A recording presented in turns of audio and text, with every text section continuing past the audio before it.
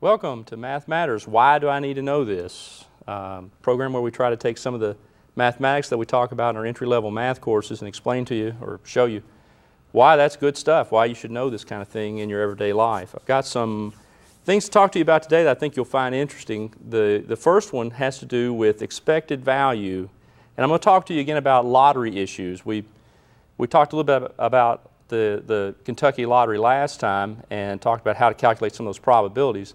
Now I'd like to go back and calculate some of the expected values of playing the game, and I'll have to explain to you what I mean by expected values.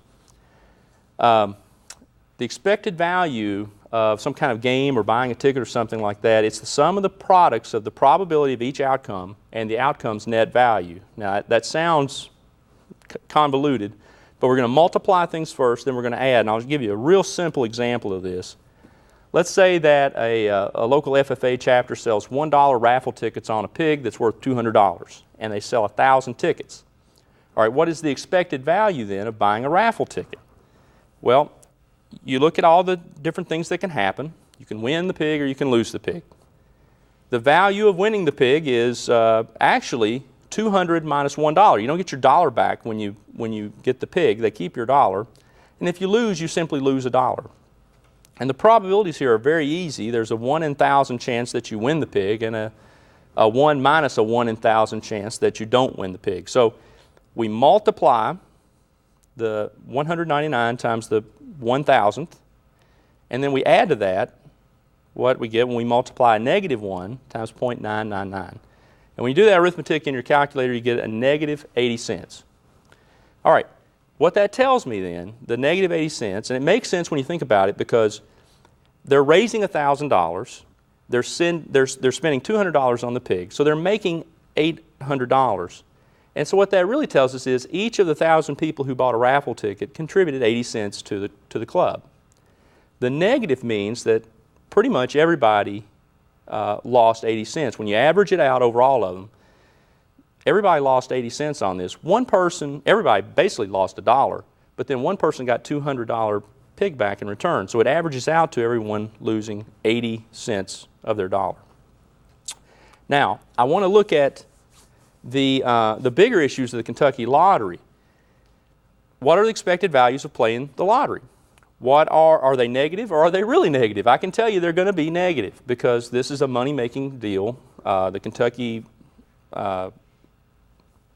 budget receives a lot of the money from the lottery, and it pays for supposedly education. But there's a good question here. Can the pot grow big enough to where the expected value is no longer negative? It's now positive. And there is a point. We just finished a lottery where we had a pot of $365 million. And people will tell you that, well, once it gets up so big, that's when I start playing it. And so the question is, where is that big enough to where it actually is kind of worth it to play? The expected values are no longer negative. They're at least zero, perhaps positive. So let's do some calculations here. Let's start with an easy example, the cash ball lottery. Now in the state of Kentucky, that is $1 for a $1 play. They'll pick 4 numbers, 1 through 33, in any order with no repeats.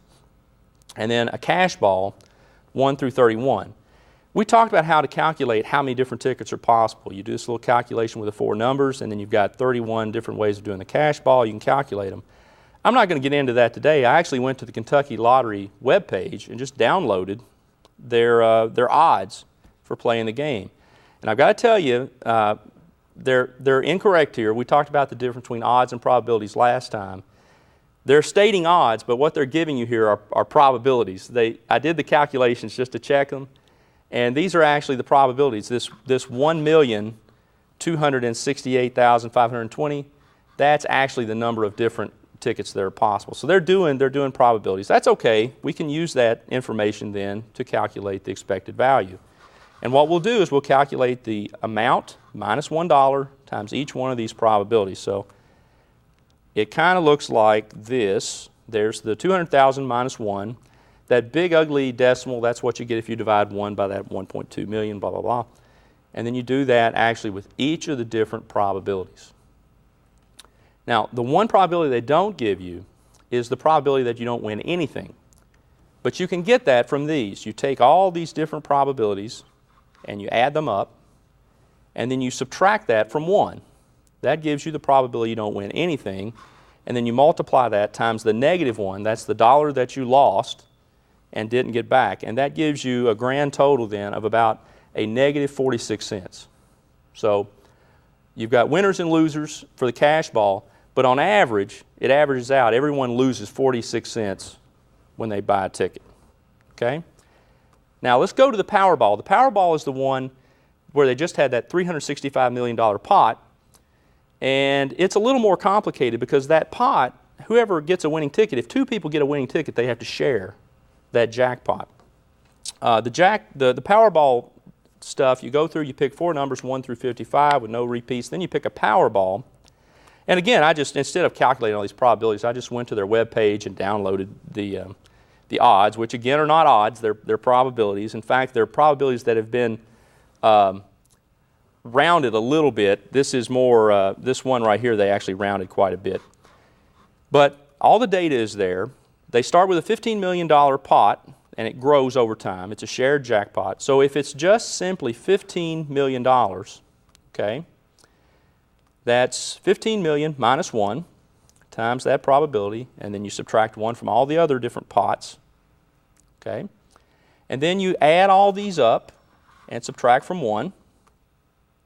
There's actually about a 97% chance you don't win anything, you just lose your dollar. And that works out to an expected value of a negative 70 cents. So with a Powerball, there's more to lose on that. If it goes up to 365 million, now this is curious, I'm going to recalculate this with 365 million. So you go through, it actually grows to $1.70. Wow, that's 170% return on your income, on your ticket. But the thing that you have to watch for on this is that splitting of the pot. The more tickets that are sold, the more likely you are to have to share that prize with someone else. And so in this case, I called and got the information here. They sold 665,674,691 tickets. The expected value, if you look at the decrease in the pot that you're going to end up receiving if you win, it still goes down to negative. It still goes down to 9 cents. Now, to their credit, they did actually kind of increase the secondary pots from 200,000 to 600,000. So that raised the expected value up to about 2 or 3 cents. So they didn't have to do that, but that was pretty nice of them. If you want to find the break-even point, though, it's pretty simple. Just replace that pot with X. Let me show you what this looks like here. And you get this little formula, set equal to 0, and solve for X. It's not a hard thing to do. Now, that's assuming that you don't share the pot. If you do share the pot, I mean, it can be as high as 365 million, and you still have a negative expected value. All right, that's a lot of stuff to digest in one quick little presentation. So I'm going to flash up some summary slides here and let you kind of look that over, and then we'll move on to the next thing.